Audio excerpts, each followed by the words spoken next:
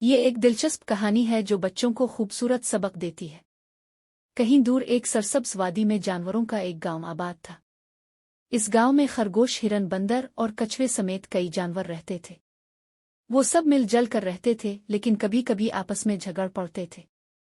ایک دن ایک خطرناک شیر جنگل سے گاؤں کی طرف آ گیا۔ تمام جانور ڈر گئے اور گھبراہٹ میں دوڑنے لگے۔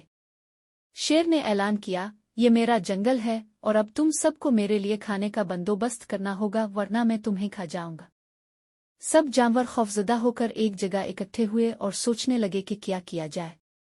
کچھوے نے کہا، ہمیں مل کر کوئی منصوبہ بنانا ہوگا۔ اگر ہم متحد رہیں گے تو شیر کو شکست دے سکتے ہیں۔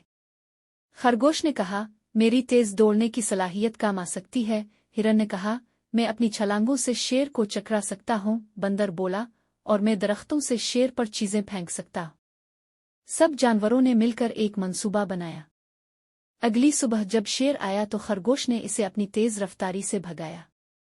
ہرن نے اسے دوسری طرف متوجہ کیا اور بندر نے درختوں سے اس پر مینگو پھینکے۔ آخر میں کچھوے نے شیر کے راستے میں گڑھا کھودا اور اسے ڈھانپ دیا۔ جیسے ہی شیر گڑھے میں گرا، تمام جانور خوش ہو گئے اور کہنے لگے، ہماری دوستی نے ہمیں جیت دلائی۔ یہ کہانی ہمیں سکھاتی ہے کہ اتحاد میں بڑی طاقت ہوتی ہے۔ اگر ہم مل جل کر کام کریں تو بڑی سے بڑی مشکل کا سامنا کر سکتے ہیں۔